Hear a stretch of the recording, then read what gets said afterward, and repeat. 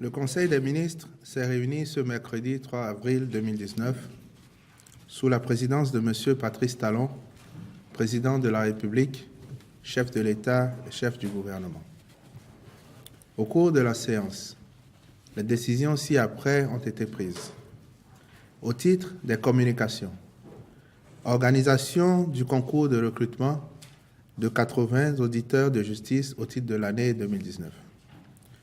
Les réformes majeures intervenues en 2016 et en 2018 dans le secteur judiciaire ont favorisé la création de 3 cours d'appel de commerce, 3 tribunaux de commerce, ainsi que de la Cour de répression des infractions économiques et du terrorisme, CRIET. Leur animation efficiente, sans altérer celle des juridictions préexistantes, nécessite à terme un renforcement de l'effectif des magistrats. C'est dans cette perspective que le Conseil des ministres a autorisé le recrutement pour le compte de l'année 2019 de 80 auditeurs de justice. Ceux-ci subiront une formation initiale à l'école de formation des professions judiciaires.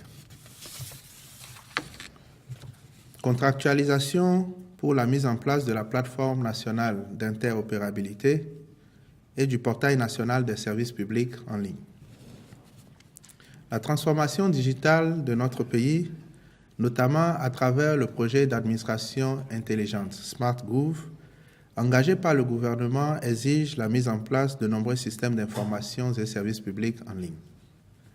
Il s'agit entre autres de la gestion des ressources humaines, de la paie, des marchés publics, de l'état civil, de la protection sociale, de l'éducation, de la justice et de la santé.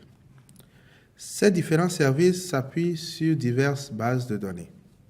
Or, l'efficacité de ces systèmes d'information et services en ligne requiert une interopérabilité, c'est-à-dire les échanges de données entre différentes sources et l'institution d'un point d'entrée unique vers les services publics en ligne. Pour ce faire, le gouvernement, dans le cadre de notre coopération avec la République d'Estonie, qui dispose d'une expertise avérée en matière de dématérialisation, a signé avec l'organisation non gouvernementale e-Governance Academy de ce pays 2 accords relatifs. Le premier au partenariat stratégique dans le domaine de l'e-gouvernance et de la cybersécurité et le second à la coopération technique en matière de e-gouvernance au profit des agents de l'État. Sur cette base, le Conseil a autorisé la contractualisation avec e-Governance Academy pour la mise en place de la plateforme nationale d'interopérabilité et du portail national des services publics en ligne. Poursuite du processus en vue des élections législatives. Le président de la République a fait au Conseil des ministres le point des démarches entreprises pour le bon déroulement du scrutin législatif du 28 avril 2019. Pour rappel, à la suite de ces échanges avec la classe politique sur le constat de la non-qualification de partis se réclamant de l'opposition pour le scrutin et acquis à l'idée que toutes les tendances politiques devraient pouvoir prendre part aux élections, le président de la République avait mandaté le président de l'Assemblée nationale aux fins de rechercher, avec les autres acteurs politiques concernés, le consensus autour des lois applicables au scrutin. Après plusieurs semaines de rencontres et concertations, le président de l'Assemblée nationale a informé le président de la République en retour du défaut de consensus qui induit le statu quo législatif.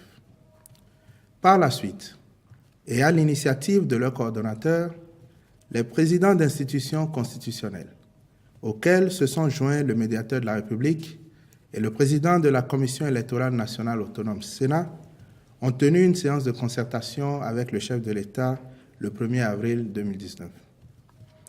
Il ressort du compte-rendu de cette séance que tous les participants ont admis sans réserve que le défaut de consensus ne saurait être un motif pour remettre en cause l'ordre constitutionnel et que le président de la République ne peut en l'espèce se substituer au Parlement en faisant usage de mesures exceptionnelles sortant totalement du cadre constitutionnel. Y procéder ainsi reviendrait pour le président de la République à s'arroger de fait tous les pouvoirs. Or, ainsi qu'ils l'ont relevé, il est avéré qu'aussi bien les acteurs politiques, les organisations syndicales et celles de la société civile que le peuple entier demeurent attachés à la préservation de l'ordre constitutionnel. Aussi, les responsables d'institutions ont-ils convenu de ce qu'il faut, premièrement, respecter scrupuleusement l'ordre constitutionnel établi. Deuxièmement, ne permettre aucune violation des lois en vigueur. Et troisièmement, poursuivre le processus pour la tenue des élections à bonne date. Appréciant la situation, le Conseil des ministres a décidé que le gouvernement prendra toutes les dispositions nécessaires à la bonne tenue du scrutin législatif du 28 avril 2019. Il invite par conséquent les populations à faire preuve de discernement afin que les élections se déroulent dans la paix et la sérénité. Au titre des manifestations nationales et rencontres internationales, le Conseil des ministres a autorisé la cérémonie de lancement le 19 avril 2019 à Glazoué, dans le département des Collines, de la campagne agricole 2019-2020. Je vous remercie.